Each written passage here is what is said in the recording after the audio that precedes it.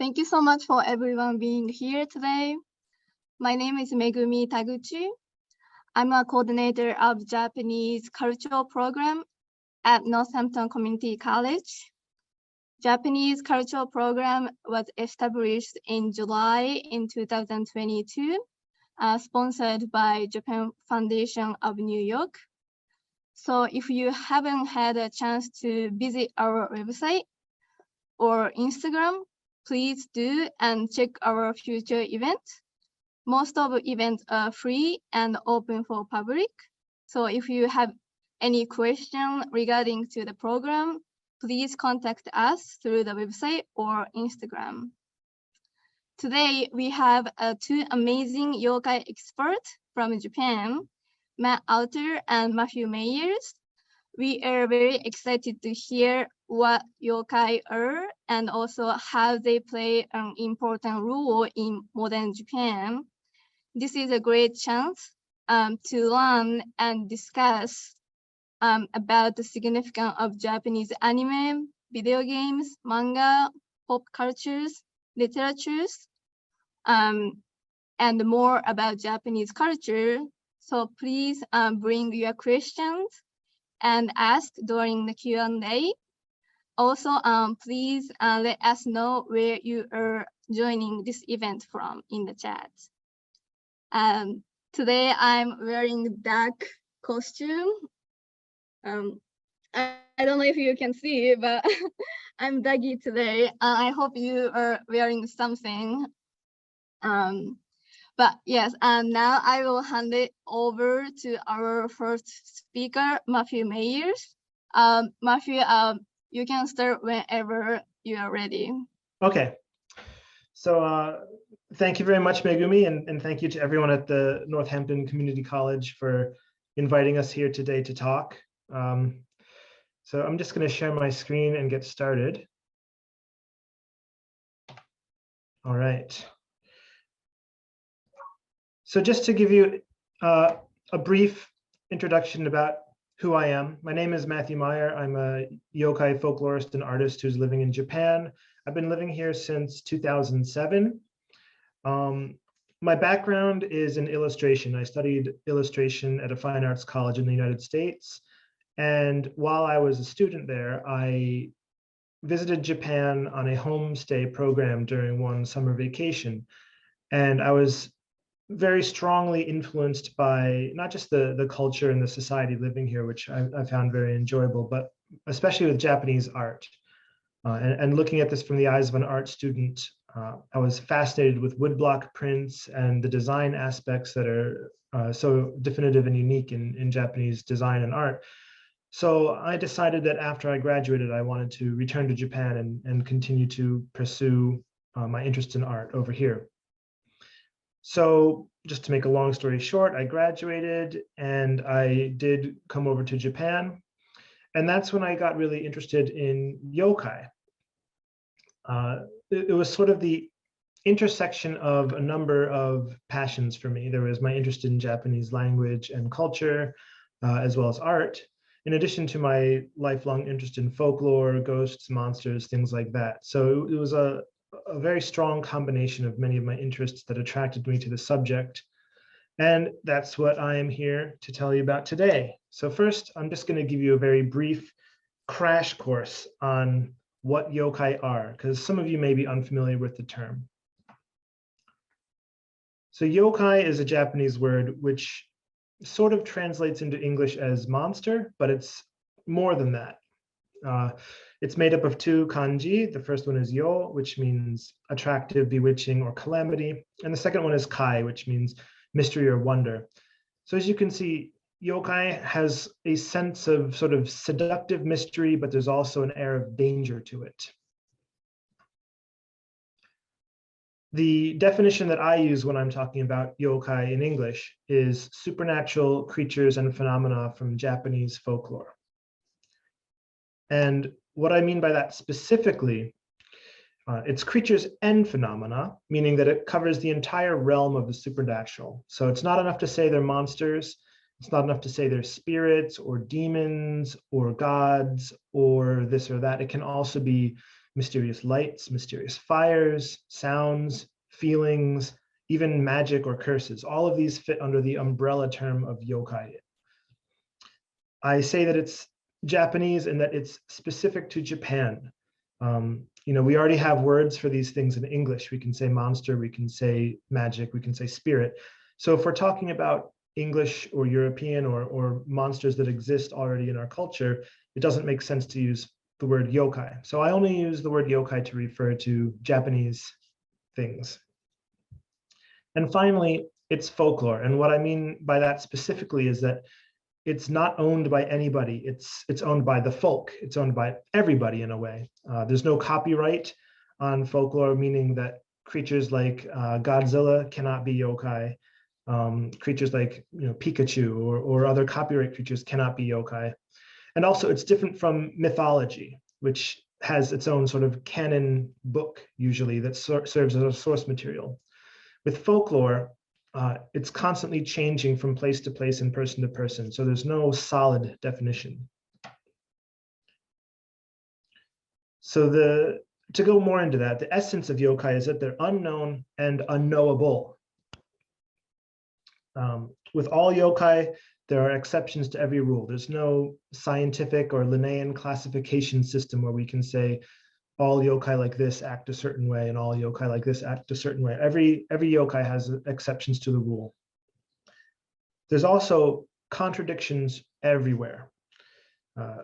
When you go to one area in Japan, you'll hear stories about a yokai. You go to another area of Japan, you'll hear stories about the same yokai, but they're different. And because it's folklore, we have no ability to say this one is right and this one is wrong. They're both right, even if they contradict each other. So you have to sort of embrace and enjoy those expectations when you're enjoying yokai stories. And finally, this one's a little hard to grasp, but they defy explanation. As I just said in the definition of the word, it means mystery and wonder. That unknown aspect is a key part of what yokai are. We can't ever truly know what they are. So the more we explain them, the more they lose that yokai quality that makes them unknowable. So it's important to embrace the fact that at some point we just don't know what they are and why they do what they do. Okay, so that was a little bit abstract. Let's get a little bit more solid. I'm going to give you a very simplified lightning crash course history of yokai based on the history of Japan. So this is really simple. Please don't get mad at me if you're studying Japanese history. This is ultra simplified. But if we break Japanese history down into 5 periods, ancient, the Heian period or the classical period, then the Middle Ages, the Edo period with the shogun, the Tokugawa shogun, and then the post-war period. If we look at the development of yokai over each of these periods of times, they can sort of illuminate bits of Japanese history. So for example, during ancient times, the yokai that we see are often demonifications of local tribal leaders who resisted subjugation by the central government in Japan. So they would send warriors out to conquer their neighboring tribes. And then when the stories were written about them, the tribes were turned into demons or monsters or dragons or giant spiders or some other creatures. And they became these mythical stories about heroes slaying monsters. But it's actually, there's a kernel of historical truth buried in that. During the Heian period, it was sort of a golden age of the imperial nobility and court life. So there was a very strong imperial cult centered around Kyoto, the capital. And there was a lot of political intrigue and backstabbing, like sort of like Game of Thrones. You had nobles vying against each other for various positions and fighting each other. And a lot of the yokai that come from that period are echoes of that culture. They're ghosts of nobles who were wronged and then came back after they died as cursed ghosts and things like that to go after their political enemies. So a lot of supernatural culture was built up around pacifying ghosts and keeping them from cursing you in your next life. So we see a lot of classical ghost stories coming from this time period. During the Middle Ages, this was a period of a lot of internal strife in Japan. There was a lot of civil conflict, a lot of wars going on. So what we see are a lot of yokai that are centered around that samurai culture, the warrior culture. We see monsters that have to be slain by samurai. We see demons that foretell the future and bring up all kinds of interesting sorcery and magical context in their stories. Then during the Edo period, there was a long period of stability in Japan, a very rich literary culture built up. So people began to become interested in yokai on a whole different scale. They were mass produced in printed books and sold all over the country, and especially in Edo or Tokyo today. And so these stories reflect the thoughts and the fears and the hopes and the joys of the people of those times. Then in the 20th century, in the post-war period, there was sort of a die out of yokai culture because they were seen as backwards and anti-scientific for a long time. But post-World War II, a comic artist named Mizuki Shigeru repopularized yokai. He was researching them and began making comics about them. And there's a very famous comic called Gegege no Kitaro and an animation version of that, which repopularized Japan for generations and is still very popular today. If you speak to any Japanese person, they'll tell you they know Gegege no Kitaro. And a lot of the reason yokai are preserved today and well-loved today is thanks to Mizuki Shigeru and Gegege no Kitaro. So quick crash course is over. Now we're going to talk about types of yokai. And this is also going to be very, very quick and light. But when I talk about yokai, I like to split them into 4 different categories. It's not a canonical category system. Different people will have different ways of dividing them, but this is the way I do it. Oni, or demons, onryo, or ghosts, kaibutsu, or monsters, and kai, which are phenomenon. So let's just go through each of these and take a look at some examples of them. So here's Otakemaro, a large demon who terrorized Japan during the Middle Ages. He's an example of a person, a human being whose evil deeds and sin transformed him into a monster. Dodomeki is another example of a woman who stole things and became this demon with many, many eyes. There are examples of humans who changed into demons by strong emotions like love or hate. So not just sin, but just attachment or strong feelings can transform you into an oni. Another example. There are also just flat out evil spirits. Long ago, before yokai were developed so much, basically the word for evil spirit was oni. And so a lot of these ghosts and demons and creatures from ancient times are also known as oni, and they can just be evil spirits that wander the earth and do terrible things to people. Next, you will find the servants of hell, or creatures that live in the underworld and serve masters down there. So here are just some of the many examples of oni. Next, onryo, or ghosts. This is a very broad category, but we'll look at a few different types of onryo. There are the souls of people who died while feeling strong emotions.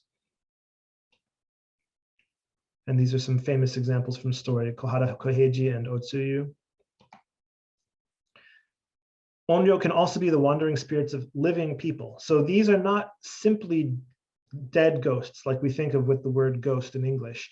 They can be the living energy of living people detached from their body, go off and do something ghostly, scare someone, kill someone, and then return back to you, to your living body.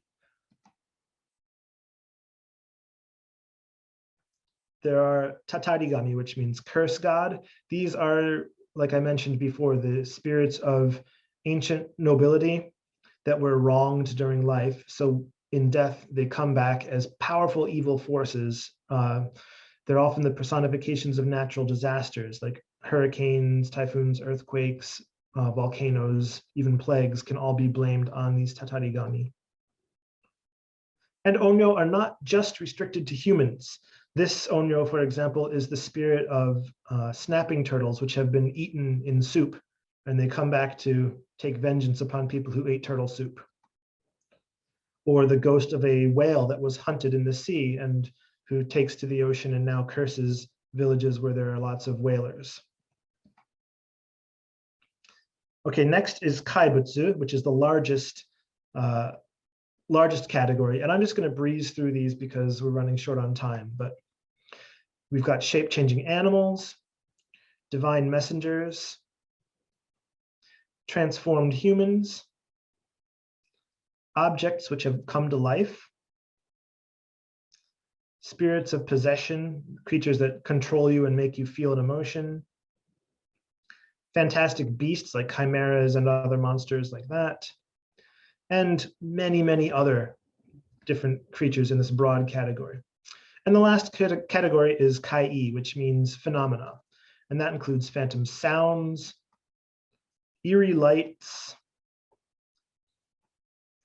mysterious fires, curses and magic spells, unexplainable illness. Okay, so I breezed through all of that because I wanted to get to these stories before time runs out. I have two yokai stories prepared for you tonight. They're very, very short. They both come from the same book, which is Shokoku Hyaku Monogatari, which means 100 tales from various provinces. It was written in the 17th century, and it collects stories from all across Japan. This will give you an idea of what yokai stories sound like. They're a little bit short. They're often weird and abruptly end. So if it's not used to the type of ghost story that you're normally used to listening to, that's part of the point. So I hope you enjoy these. Our first story is Sugiyama Hyobu of Dewa Province's double wife disaster. There was a samurai from Dewa Province named Sugiyama Hyobu. One night, his wife went out the back door to use the outhouse. She returned a little while later and went to bed. A short while later, there was a knock on the door. "Who's there?" asked Hyobu. His wife's voice answered. Hyobu was perplexed. He opened the door to let her in. Then he lit a lantern and inspected the two women closely. They were identical to each other in every way. He was even more perplexed. When morning came, Hyobu put both of his wives to work in different areas of the house. No matter how he tested them, there was no difference between them at all. He continued to scrutinize them to no avail, when finally a neighbor told him, "A yokai will always have round hands, like paws." So Hyobu looked closely at both of the wives' hands. As it turned out, one of the wives' hands were slightly rounder than the others. Surely she was the yokai. So Hyobu immediately cut her head off. Unfortunately, that one turned out to be the real wife. So that meant the other wife must be the yokai. So Hyobu went to go cut her head off. She tried everything to stop him. She begged, she lamented, she cursed him, but he would not listen to her. Finally, he cut her head off. But then upon closer inspection, she turned out to be the actual wife. Hyobu was completely perplexed. He left the wives' corpses out for a few days to see if they would transform back, but neither one changed at all. Such strange things do happen, don't they? Right, so that's an example of a yokai story that's a little bit silly. The next one is a little bit creepier. This one is from the same book. It's called The Samurai Shiryo from Sendai. A samurai from Sendai in Oshu disobeyed his master's orders and committed suicide at a temple called Toganji. During his funeral, his body was placed in a coffin and attended by 10 monks. As the night grew late, all of the monks went to sleep around the coffin. While the two lowest ranking monks had not yet fallen asleep, the corpse crawled out of the coffin and went over to a lamp. It tore the paper covering off the lamp and twisted it into a paper wick. Then, using the wick, it dipped it into the lamp oil and licked it up. Then it crawled over to the highest ranking monk, dipped the paperwick into his nose, and then licked it. One by one, the corpse did this to each of the monks in descending rank, until finally it came next to the two lowest ranking monks. They were so scared that they ran away into the kitchen and told everybody what had happened. Everyone in the temple was suspicious, so they went to investigate. They found all of the monks lying just as they were, dead. The coffin was still there, but the corpse was gone. What a strange and unique occurrence. The end. So those are just two examples of stories. This is what I do for a living now. I translate stories and illustrate them. You can find more examples in my 4 books. You can also find them on Yokai.com, and you can support me on Patreon just to continue to get sort of information like this. Anyway, that's my time. So I'd like to turn it over back to Megumi and Matt Alt. So thank you all for listening. Thank you so much, Matthew. And our next speaker is Matt Alter. You can start whenever you are ready. Great. Well, I'm going to share my screen. Can everybody hear me? Am I audible? Excellent. Well, let me share my screen here. Thank you for the introduction, Megumi. I am Matt Alt. I am the co-author of numerous books about yokai associated phenomenon such as yurei, which are Japanese ghosts, and also translator Hiroko and I translated this book, Japandemonium Illustrated, which I'll be getting into in a few minutes here. We are, Hiroko and I, for the last 20 years or so, have been running what's known as a localization company in Tokyo. Localization is a fancy word for translation, and we specialize in translating, producing the English versions of Japanese video games, of things like manga, toys, their toy packaging, toy catalogs and instructions, books, and films, even sometimes going from English into Japanese, although we mainly specialize in doing Japanese into English. So over those many years of working in this field, it's kind of put us in the beating heart of the Japanese content production industry. And that led us to ask ourselves a question, which is, why is Japan so great at creating compelling pop cultural characters? And when I started asking this, you know, Hiroko, my wife, who is Japanese and who is born and raised here, immediately brought up the idea that yokai were sort of the forerunners of many of the pop cultural characters that we see today. And the more we started to investigate that thread, the more we realized just how true that really was. Now, when we talk about yokai culture, you know, and we talk about character culture, there are so many examples of Japanese pop cultural franchises that are populated by monstrous creatures of one kind or another. Everybody, of course, knows the Pokemon. And these characters are often portrayed in big kind of parades or hordes where you have to have guidebooks to find them all. There's the many monsters of the Monster Hunter series. There's the many strange anthropomorphic creatures of the Power Rangers series. Monster-fueled entertainment has been a staple of Japanese pop culture in the post-war era, but the roots go back far, far earlier than that as well. Oh, and also, how could I forget mascot culture, Japan's anthropomorphic mascot culture. If you spend any time on the street in Japan, you will see little objects with faces and personalities exhorting you to do all sorts of things like recycle or to stay safe from the waves. Even things like tsunami prevention drills use anthropomorphizations of natural phenomena, in this case in the form of waves, to advertise safety drills and things like that. So you see this kind of anthropomorphic character culture everywhere in Japan. And the big question is, where does it come from? Where does it come from? Hiroko and I believe that there is a kind of three-legged, if you'd like to call it, a triple kind of influence on what creates, what the wellspring of this yokai culture is. And the first aspect of that is that Japan is a deeply polytheistic culture. Its spiritual traditions are polytheistic.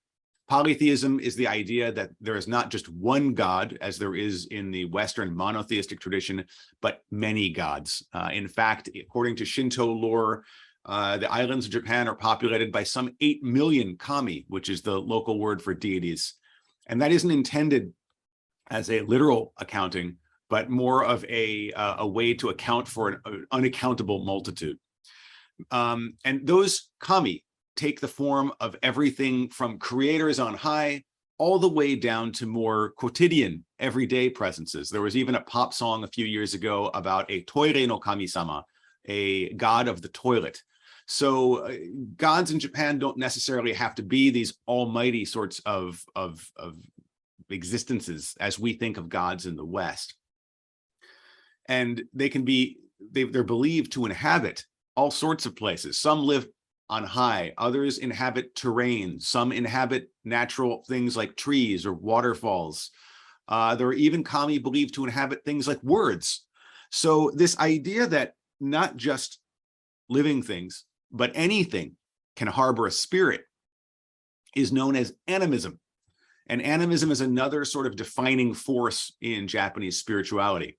Now, these concepts are still very much active in modern Japanese society today. Shinto, of course, is Japan's native religion. And if you come to Japan, you will see Shinto shrines venerating various or multiple kami all over Japan. In fact, there are more Shinto shrines than there are convenience stores in Japan, which is kind of amusing when you think about the fact that many surveys of Japanese people will come back with them saying, no, we're not religious at all. But in fact, these kind of religious sites are found all over Japan. And with regards to animism, I invite you to look at this picture on the lower left. Hiroko and I took it in Ueno Park. It is a monument to eyeglasses, thanking them for helping us see.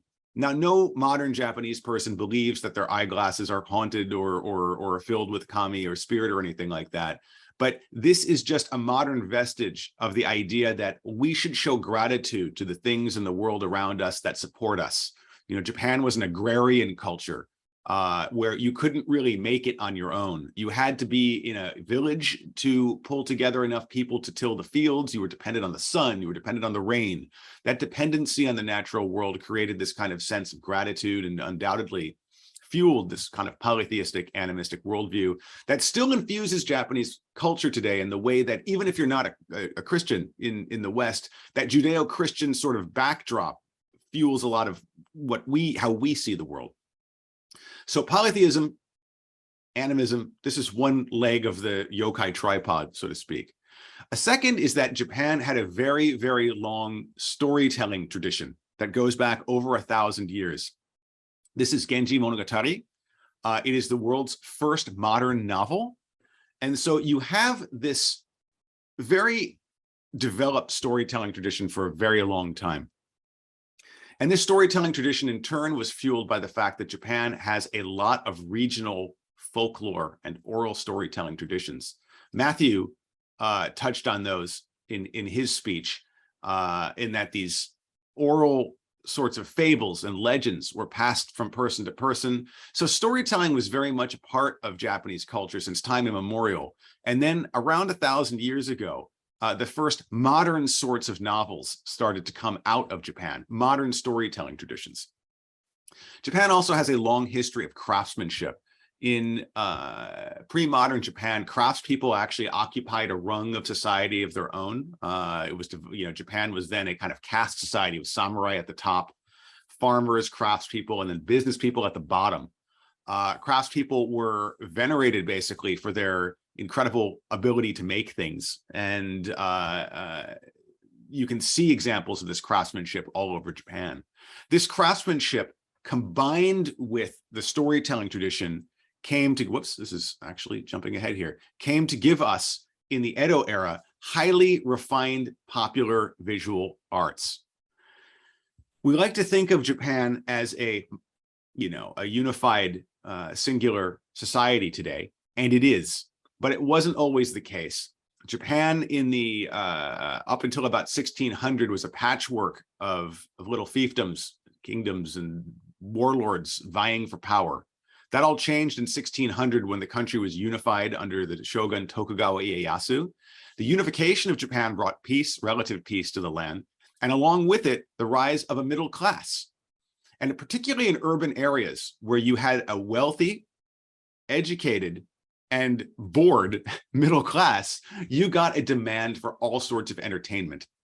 And Japanese craftspeople and storytellers came together in the form of illustrated works that were sold in the form of books or just standalone illustrations to entertain people. On the left, this is a beautiful print here on the left. It portrays a character known as Tenjiku Tokubei, who was a famous adventurer in real life Japan, but 100 years after his death was kind of canonized as the superhero, who in his travels to India had learned secret magic that allowed him to conjure phantom toads to defeat his enemies.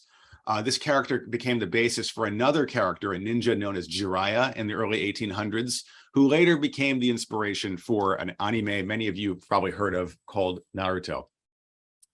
And although this conversation isn't about ninja, since I just brought them up, I have to just show you guys this on the right. On the right is the first ever illustration of a ninja as we know them today, kind of sneaky person dressed in black garb.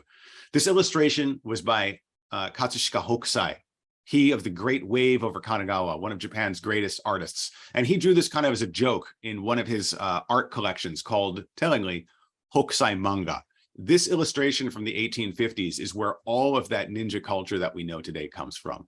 It comes out of this ukiyo-e woodblock tradition that was the staple of how illustrations were printed in the Edo era of the 17th to the 19th centuries.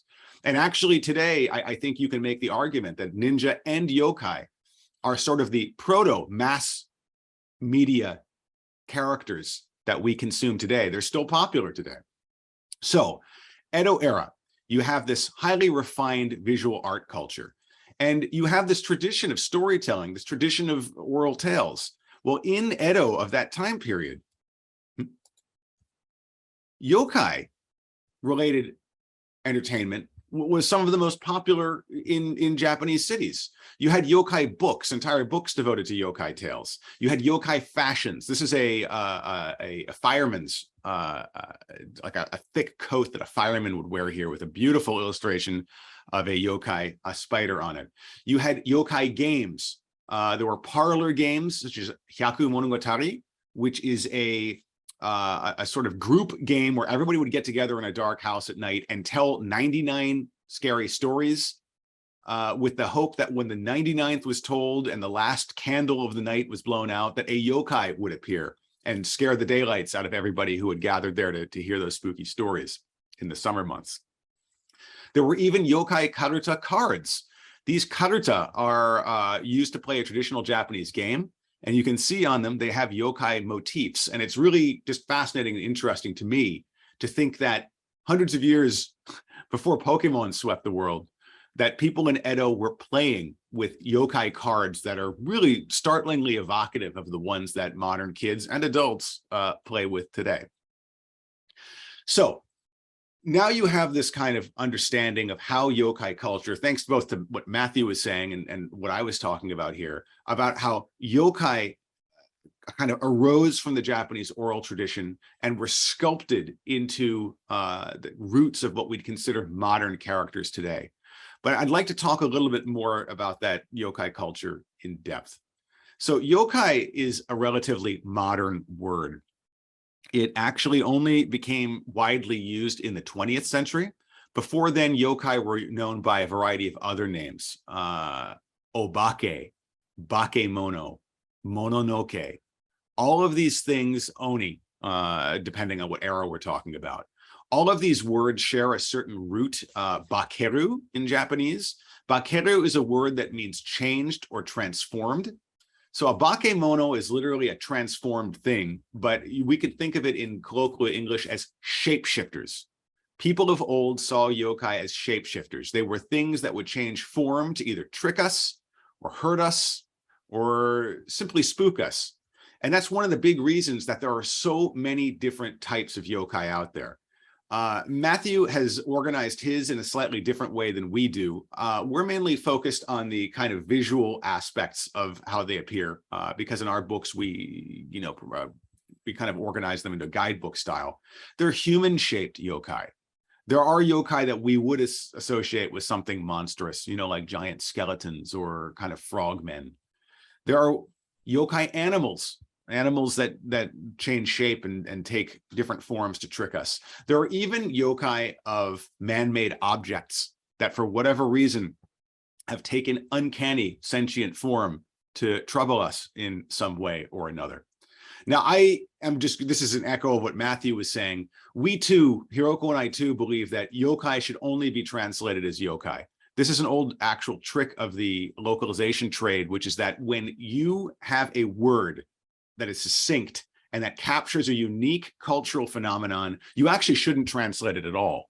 You should use that word as is in the English translation as an anchor to the person who is going through and actually interacting with it. So there's many examples of this in modern life. We don't call this food raw fish on rice. It sounds kind of gross. We call it sushi. Nor do we call this type of historical personage a old Japanese soldier. We call them a samurai. That's because they have so much cultural background and baggage that actually deconstructing them means you lose meaning.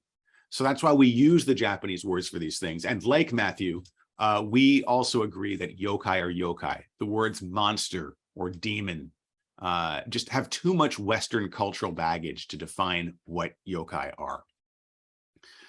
So yokai tales, as Matthew was saying, started a very long time ago in the oral tradition. But in modern, semi-modern times, the first ones that were actually put down to paper can be dated back to about 1,000 years ago. This is the Konjaku Monogatari Shu, and this collection of stories contains one that talks about a monstrous parade that would manifest on the streets of Kyoto at certain inauspicious times of the month or year, and anybody who caught sight of it, of these strange creatures parading through the streets, would be struck blind or sick, or generally, or in the worst case, die. So people would actually avoid going out at times when this sort of thing was happening. So there are actual historical records of yokai-like phenomena in the Japanese literature record. Those yokai parades, which are known in Japanese as hyakiyagyo, the demon's night parade, actually it's where Matthew's books take their name from, became the source of inspiration for a lot of Japanese artists over the centuries, starting particularly in the 15th century, but only accelerating later on in the Edo period when things got a little bit more peaceful. Those yokai parades formed the basis for a lot of Japanese art. And if you look in the Japanese art record, you'll find things like this beautiful screen by Kawanabe Kyosai showing a demonic yokai parade. And Hiroko and I prefer the term Japandemonium to define these parades, because yokai aren't really demons, as we said. They don't necessarily come out at night. And the parades, sometimes they parade, sometimes they don't. It's actually much more like a pandemonium, a kind of riot, a supernatural riot in the streets. So Hiroko and I coined the term Japandemonium to describe what happens when yokai swarm in parades like this. In 1776, an author by the name of Toriyama Sekien took the idea of these yokai parades and these yokai hordes to create a book series of his own that he called Gazu Hyakiyagyo, the Illustrated Hyakiyagyo, and which we translated as Japandemonium Illustrated. Hiroko and I tracked down copies of these books. They still exist. They were mass-produced. We found beautiful editions in the Smithsonian Institution, Freer and Sackler Gallery's archives, and we used them to prepare a translation that was published a few years back. But Toriyama Sekien's work is really key from a variety of perspectives. Number one, his work was art, of course. He's a beautiful artist, but it was mass-produced. Unlike scrolls or paintings, which were intended for the elite or for special places, you had to go see them. Mass-produced art in the form of books was something anybody could own. And after they were published in 1776, Sekien's books became bestsellers in Japan, to the point where he published 3 sequels of them. Sekien took a really interesting approach to what he did. Unlike the screens and old paintings of yokai that didn't have backgrounds, he gave each one of his yokai a sort of physical setting. He kind of grounded them in a reality. And this is the first book in his Japandemonium Illustrated Trilogy. And this is the table of contents. And this is another innovation. He organized them. He organized yokai into this sort of guidebook form. Now, Sekien was not a demonologist. He was not somebody who was necessarily a folklorist. He was an artist, and he had a wicked sense of humor. And at the time, in Edo, in the 1770s, the most popular forms of book were encyclopedias and almanacs, books that purported to contain information that you could use that had utility in your life. And as a satire of this, Sekien created an encyclopedia with no actual real-world use at all, because it organized information about yokai. And he pulled the yokai in his books from all over the place. Local legends, folklore, the literature of both Japan, China, and elsewhere. And he made this monster compendium. Many of the yokai that he drew represented the first time any of these oral traditions had ever been committed to paper. He was the first person to kind of make visuals for them.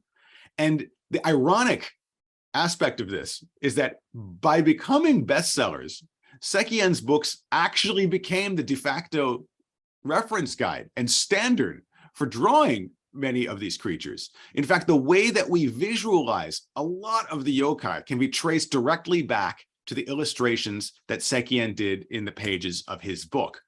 And these are just two here. I'm sorry, this isn't as high resolution as I was hoping, but you can also see he has little descriptions along the side of them that tell you what piece of literature or what piece of folklore these creatures came from. And he had, over the course of 4 books, portrayed hundreds of yokai this way and made him a sort of yokai master of the Edo period. As Matthew was saying, after the Edo period came the Meiji period, and Japan started to modernize. And as Japan rushed to modernize, a lot of these yokai traditions were sort of swept under the rug. The authorities didn't want people believing in what they called superstitions, old wives' tales. These things were seen as an impediment to progress. And so for many, many years, I wouldn't say yokai were taboo, but they certainly weren't anything that was influencing modern Japanese popular culture of that era. That all changed at the turn of the 20th century when an expat by the name of Lafcadio Hearn, a Greek-born, Irish-educated American, started his career in America as a journalist, arrived in Japan and began chronicling Japanese society for Harper's Magazine, sending dispatches back to the United States. And he was fascinated by the supernatural. And Lafcadio, together with his wife, a Japanese woman named Setsuko Koizumi, who was a kind of walking encyclopedia of Japanese yokai lore, compiled written records of many of these oral traditions and published them in English before they were even published in Japanese. Those books caused a sensation in the West, and when they were translated back into Japanese, Japanese people were like, wow, this is great stuff. All of these stories that we had known but never actually seen written down. And they triggered a mini boom for Japanese folklore in Japan at the turn of the 20th century. By the way, this is on the bottom right here. This is Kwaidan. This is a movie that I highly recommend you try to stream. It is based on Lafcadio's Hearn's stories, heard from Setsuko, based in Japan, and is one of the most atmospheric and amazing Japanese horror movies ever made. There's a sort of baton touch here as Lafcadio Hearn's stories rekindle interest in Japanese folklore. A folklorist by the name of Yanagita Kunio around 1910 published a book called The Legends of Tono. This is available in English now. It is filled with regional folklore from a city called Tono and sparked a real reappraisal of Japanese pop culture, of Japanese folklore as a form of kind of unique aspect of the Japanese character. Unfortunately, all of this came to a crushing, grinding halt with World War II and all of the horrors that ensued. But immediately after World War II, an artist by the name of Mizuki Shigeru mined those same folklore, those same myths, those same oral traditions that people like Yanagita Kunio, Lafcadio O'Hearn, and most importantly, Sekien had first put down to paper and used it to create his own manga and anime series known as Gegege no Kitaro.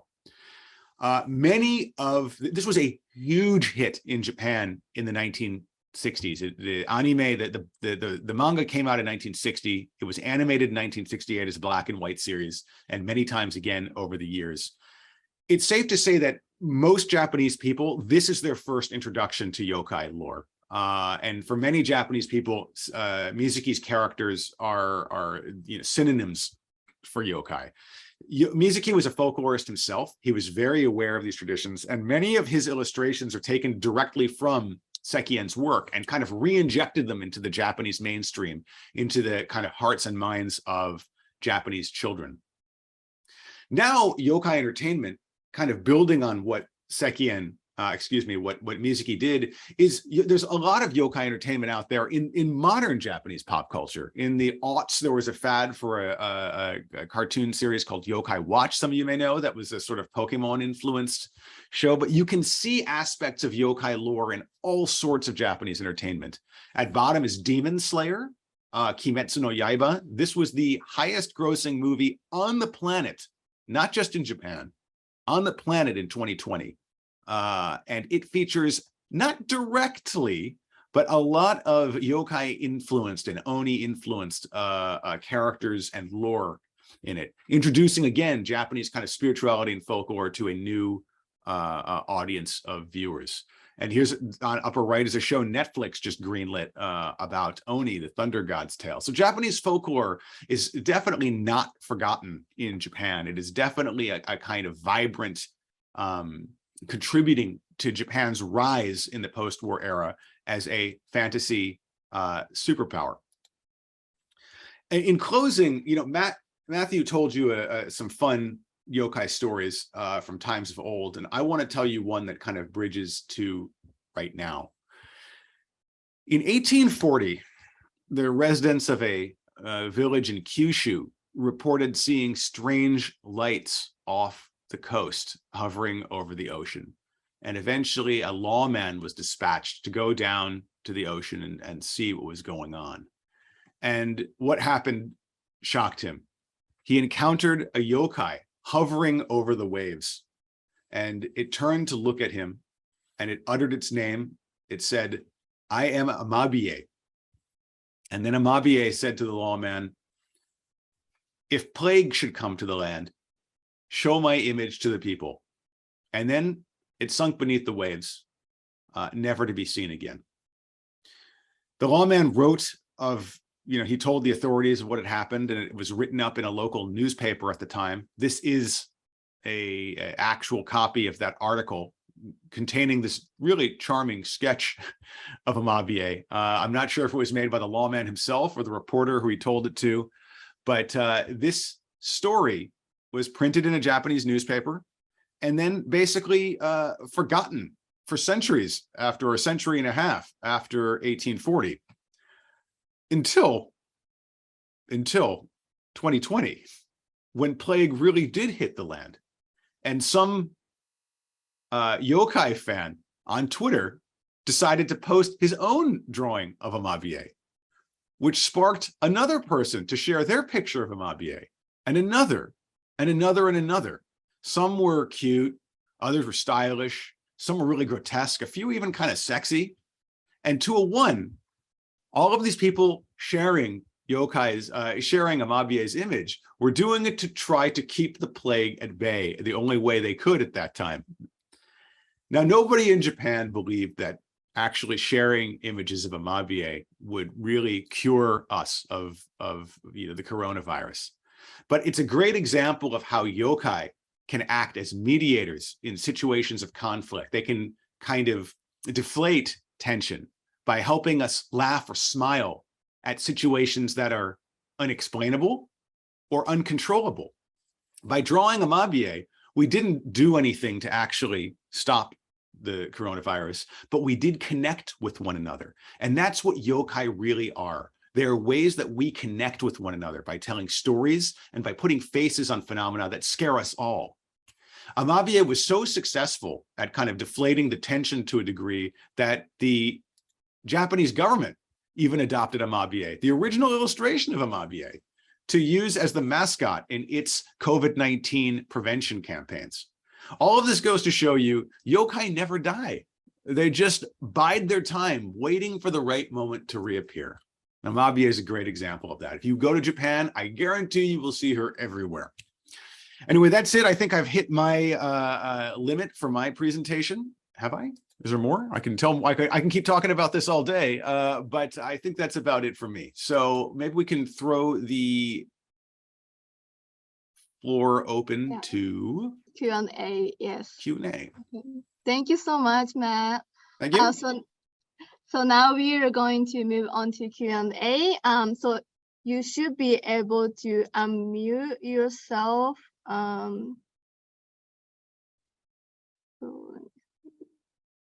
Okay, so you are able to unmute yourself right now. So please either leave your question in the chat or raise your hand.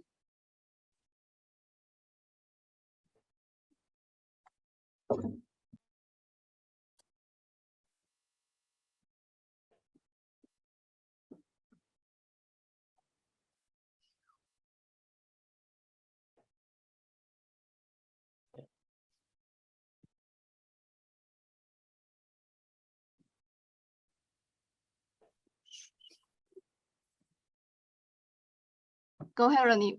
Hi, everybody. Hi. Thank you for a wonderful presentation. I have a question for you guys. I'm a Japanophile, I guess, like a lot of people are, and I started watching a show called Old Enough, where you have two and three-year-old. I love that show. 2 and 3-year-olds who are, oh my goodness. Anyway, they're sent out to run an errand, and my husband and I were watching this, and we don't know much about Japanese culture, and noticed what looks like their parents giving them some kind of an amulet on their way out. Now, is that, how do I say that? Is that an integral part of Japanese culture to, have, in the same way, I guess, in Judeo-Christian heritage, you wear a cross, or, every culture has its own superstitious beliefs. Is that part of the history or culture of, protecting your children by giving them an amulet? Is that a very kind of broad connection to the yokai? I don't know if my question makes any sense to you, but yeah, I'm sure Matthew has his own take on this. They're not directly connected to the yokai, but they're not unconnected either. Those amulets are actually sold at usually at Buddhist temples, but also at Shinto shrines as well. And they're actually and there's all sorts of amulets of protect. They're called omamori, and there's omamori for traffic safety, to kind of in hopes that you don't get into a traffic accident of some kind. There are omamori for studying. There are omamori for safe childbirth or a kind of recovery from illness. So they are integral aspects of Japanese spirituality. They're also kind of the prototypes of souvenirs. In Japan, spirituality and prayer and play have been kind of really integrally connected for a very long time. And Japanese people, the roots of Japanese tourism is that people would go to shrines and temples as an outing. And when they were there, all sorts of vendors would set up and sell them things. The temples and shrines themselves would vend amulets. And so even today in modern times, the idea that when you go to a shrine, you pick up an amulet to, as a kind of form of protection is still very much alive in Japan. I don't know that anybody really believes that by holding out this amulet, cars are going to bounce off you, like everybody knows. This is the real world with, real physics and all of that kind of thing. Are you meant to invoke or summon a spiritual energy at the very least? Is that the point of the amulet? So it's just a kind of it's a kind of spiritual protection, and they can be associated with the kami that is at that shrine or the Buddhist deity that is being venerated at the temple. I don't know that anybody believes that the kami or whatever resides in there. It's just a kind of amulet that shows you are thinking of one another, so to speak, and kind of like a fetish. Yeah, a little bit like that, or in the sense of like, once you've done everything you can do, you have to kind of throw things to the kami, so to speak. You know what I mean? You have to leave it up to them. And that amulet is a sort of recognition that there are things out of our hands that we just kind of hope that there are people watching over us, people in the form of deities or protectors. Thank you very much. Thanks. Hi. Do you mind if I ask a question? Please. So I recently visited Korea. I don't know how related this is, but I visited and I noticed a bunch of similar things. Like they had a bunch of little trinkets that I was told, after it was translated, that some of them meant this is so you can study better, or this one is for good fortune, this one's for good luck. Is that related by any chance? It was probably a Buddhist temple, right? It actually was a Buddhist temple. Yes, it was. Yeah. So yeah, Buddhism came to Japan via Korea. Oh, interesting. Okay. In around the year in the 700s. It came to Japan, and it came to Korea through China, and it came to China from India. So there is that similar. I haven't actually been to Korea, but I can imagine that there's a very similar amulet vending sort of thing going on. Obviously, there's different Buddhist sects and different ways of practicing Buddhism in schools and things, but the fundamentals, it sounds very similar. Yes. Okay. Thank you so much. I didn't know that.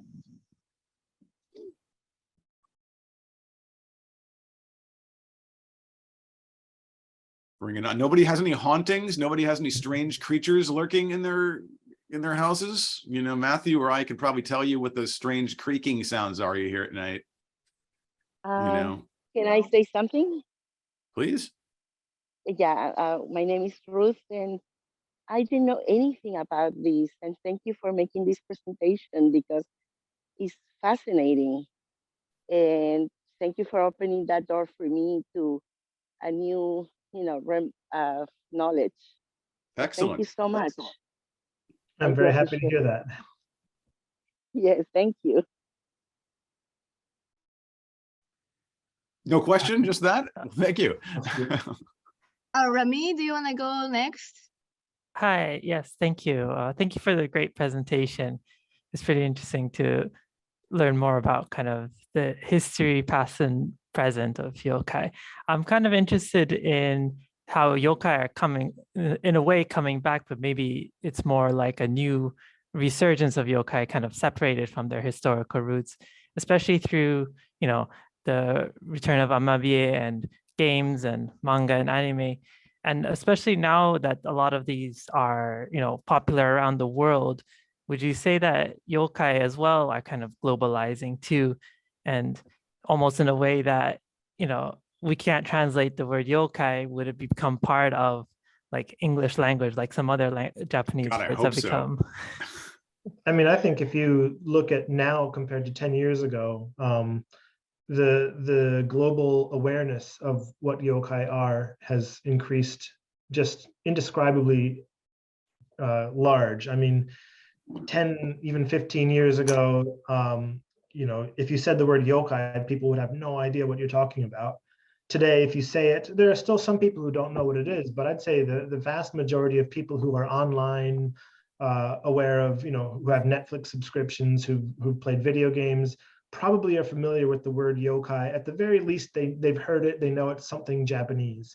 So global awareness has certainly skyrocketed just in the past 10 to 15 years, I think. Definitely, I completely agree. When Hiroko and I published our book, Yokai Attack, the Japanese Monster Survival Guide, we published this, it disappeared like a yokai. When we published this in 2008, the word yokai had not entered the lexicon at all, even among fan circles. And there was quite a bit of debate at Kodansha International, who published it at the time. Now it's published by a company called Tuttle. But there was quite a bit of debate with the higher ups as to whether we should put yokai in the title or not. And Hiroko and I were really adamant that we should do it. And to my knowledge, I think that's the first mainstream book in English to showcase yokai, and certainly to use yokai in its title. And I have heard over the years, even from some of our clients, that it gave a lot of creators in Japan the kind of confidence to say, these are yokai. We're not going to call them demons. We're not going to call them monsters. And there's all sorts of Japanese video games now that feature yokai characters. You know, the Neo series. There's many like very specific yokai related games. Most recently, Hiroko and I worked on one for Platinum called World of Demons that did use demons in the title, but uses yokai in the actual game itself. But it's certainly, like Matthew, I 100% agree with Matthew. It's become a kind of lingua franca, especially among anime and manga fans.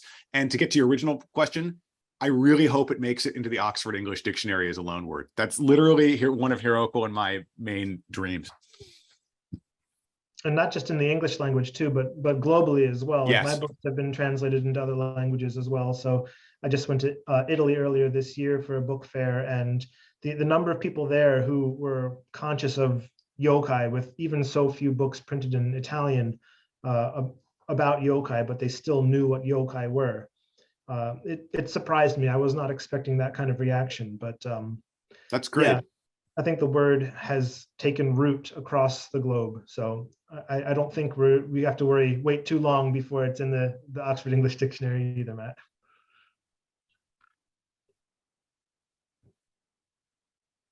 Who's got their hands up? Domain, do you want to go next? Thank you very much. Thank you both for really informative, interesting presentations. I am curious about the artwork you were showing. Most of it, some of it flashed by very quickly. Sorry. And it was, but it was really interesting, and mostly looked very contemporary, and but a lot of yokai that I'm familiar with from older artwork too. And I'm just wondering where it's coming from, because I think you didn't necessarily give a source or an artist. And is this coming out of manga, or is this something that's just illustrations online? I'm just wondering where the artwork came from and how it was created that you've been using to show us. The artwork in my presentation was all created by myself. So those are from my yokai books and from my website, yokai.com. And in our case, Hiroko and I teamed up for the Yokai Attack series and its sequels, Yurei Attack and Ninja Attack. Hiroko and I are not, we are writers. We aren't artists like Matthew is. We aren't multi-talented like he is. We work together with, we wrote the books, but we work together with our friends who are manga artists in Japan. In our circle of friends, we have quite a few manga artists. And we worked with a different manga artist for each one of our books to capture a sort of different spirit, pun intended, for each one of them. So, and then of course, Japandemonium Illustrated, the other one that I mentioned, Sekien's books, that's all based on Toriyama Sekien's art from the 1770s. So, and that's a translation. That's not our origination. So yeah, Matthew draws his own stuff. We work with manga artists or translate existing art. Thank you very much. And Matthew, I apologize if that was part of the introduction. I was unable to get into this. Oh, no, you're right. That's all right. I actually appreciate the feedback that we were going too fast. I think I need to slow that. There's so much history. It's tough to get 1,000 years into 30 minutes. It really is, yeah. No, the presentation wasn't too fast, but Matthew's images flashed by sometimes quickly. Yeah, I know.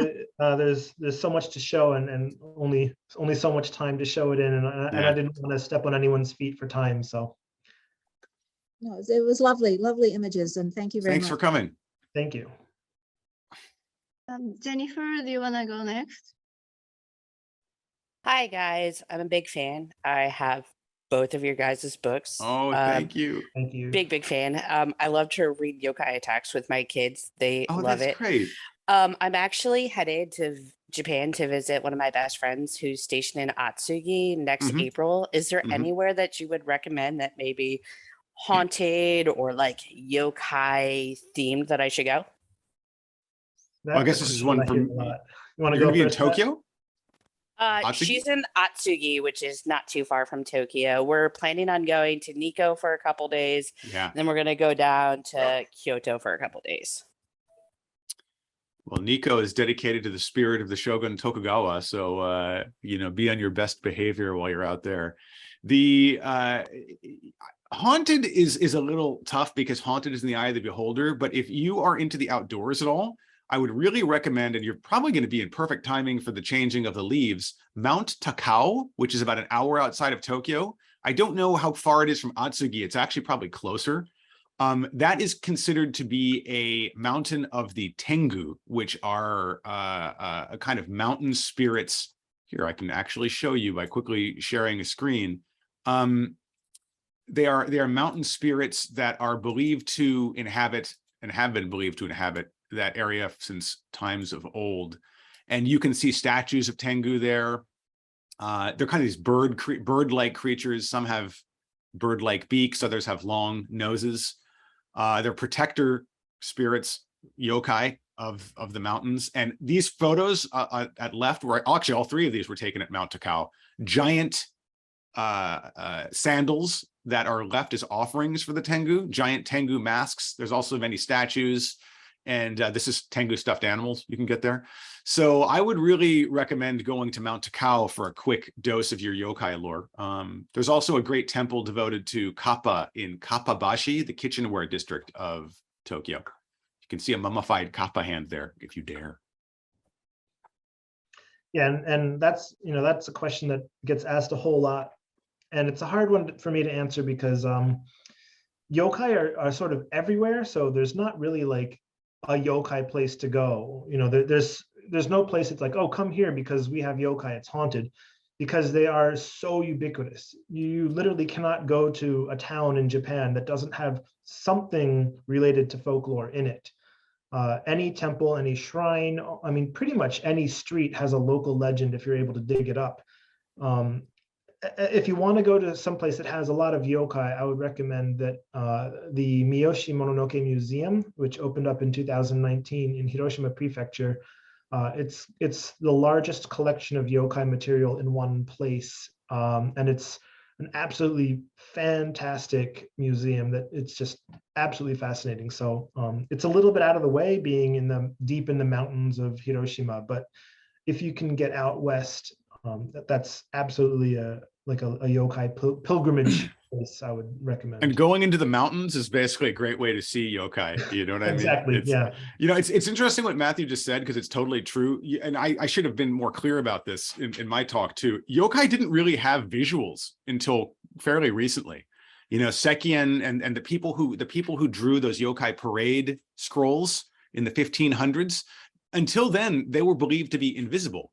And this is actually true of all kami. Buddhism, when you go to a Buddhist temple, you will often see amazing, beautiful carved statuary of the Buddha himself or acolytes, avatars, beautiful, beautiful stuff. You never see that at Shinto shrines. The host of a Shinto shrine is often just a mirror reflecting yourself. And there aren't carvings really of kami because they're believed to be invisible. And the yokai being part of that kind of pantheon, if a little bit closer to the earthly realm than the rarefied one of the creator kami, they weren't believed to be seen either.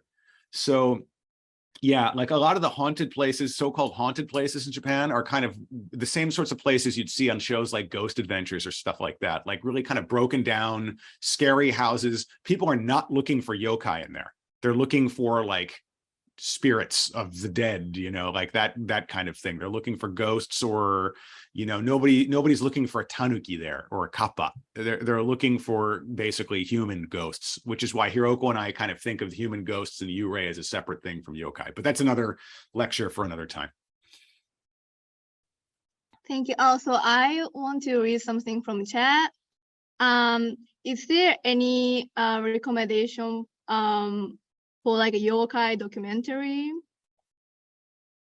Matthew and Hiroko and I and Zach should film one. Yeah, no kidding. No, I don't know about documentaries. There are several episodes of various NHK World shows that you can find online.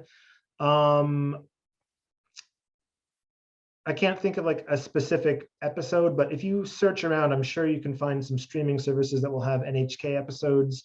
But yeah, Documentary wise, not so much. Nothing Yeah, comes to mind.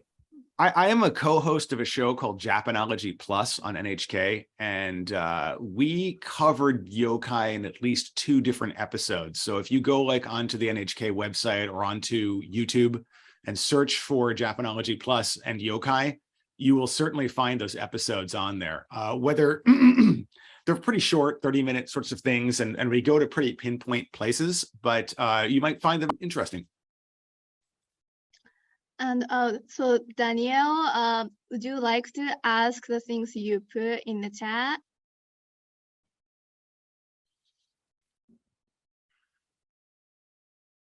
If not, I can read it. So when I was in Japan in ryokan, I saw creepy women watching me at night from entrance. I wonder what kind of yokai that was.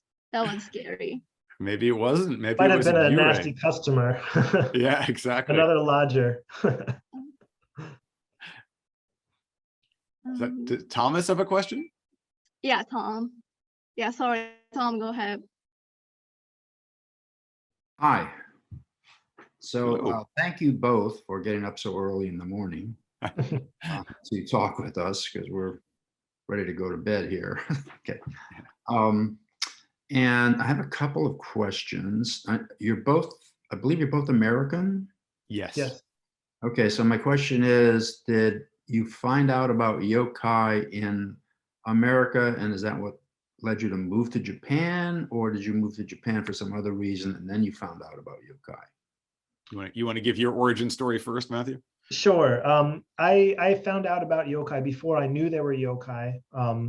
I took folklore classes in high school, and I've always been in love with folklore from around the world. So, you know, when I was a kid, I already knew about Yuki-onna and Kappa, but I didn't know what yokai was. You know, the term yokai is something that I learned after moving to Japan. Well, maybe, I don't know, maybe I heard it once or twice in America, because as someone mentioned in chat, the Great Yokai War was released internationally in 2006. I feel like I may have seen it around that time. Certainly I saw that before coming to Japan, but I didn't really become conscious of the word yokai until I moved to Japan and began seeing them all over the place. But as far as yokai themselves, sure, I had read Lafcadio Hearn, I had read Theodora Ozaki, I had read, you know, I'd seen the movie Kwaidan. So yokai themselves were familiar to me, but just not the word until I moved here. So How about you, Matt? the spirit of yokai did not demand that you move to Japan. Well, if it did, it didn't say who it was that was calling me. And one other question, Matthew, you are an illustrator and you showed us examples of your beautiful illustrations. What medium do you use? Are they done by hand, or are they computer generated, or both? Both.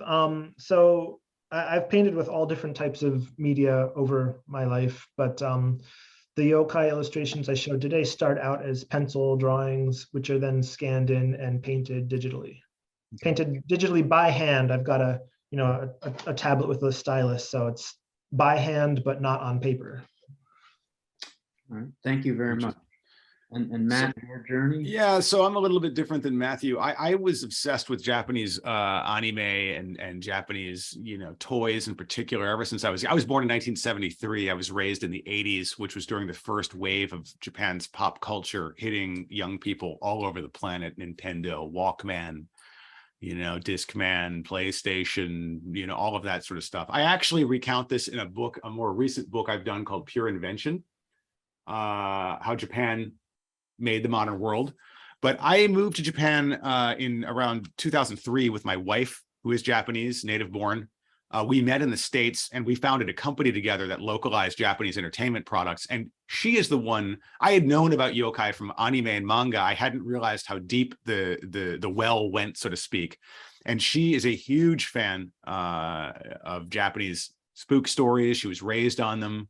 And she is kind of the Setsuko Koizumi to my Lafcadio Hearn, although I'm nowhere near on Lafcadio's level in that kind of, she influenced me and told me a lot of these stories. And when I realized there was no reference on them available in English at the time, we're talking around the early 2000s, that's what led Hiroko and I to write and pitch and write Yokai Attack. So that is our story. And, you know, ever since writing that, it's just become so obvious how integral to the fabric of Japanese society those kinds of beliefs and that kind of worldview is. All right, thank you very much. Thank you. I have a question for Megumi.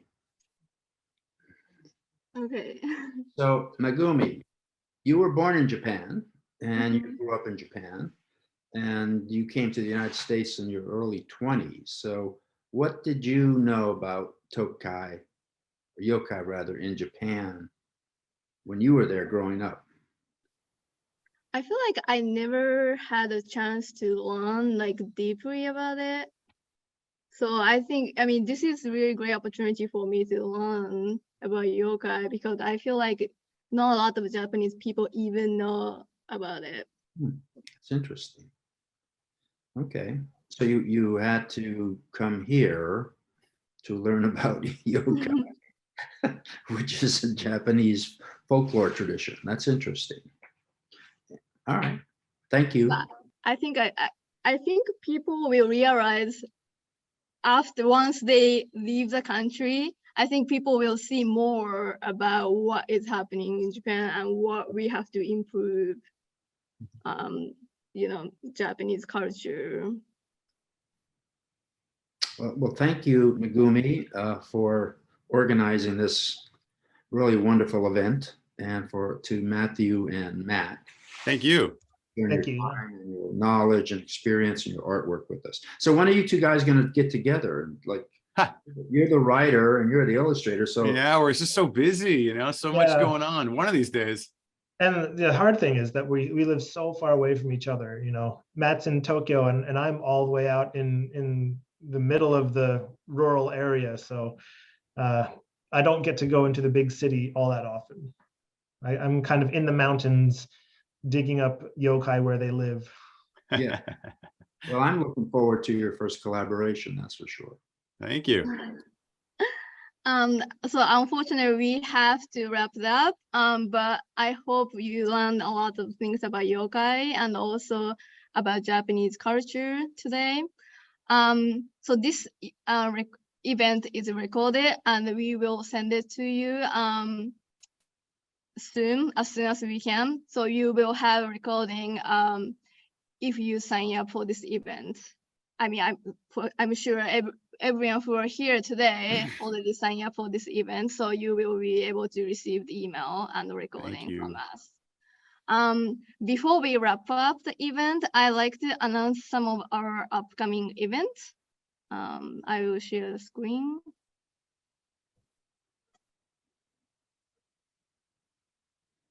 So next month, we have an International Education Week from November 14th to 18th. We are hosting Japanese calligraphy experience. This is a part of our activity, but it is hosted by ISL Club. We have Japanese calligraphy experience on November 14th.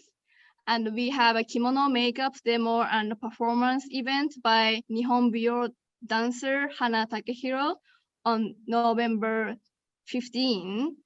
And also we have a Japanese dance performance by Hana Takehiro at Maribin University on November 17th. So you can see all the information on our website, also our Instagram. So please follow our Instagram, also subscribe our website.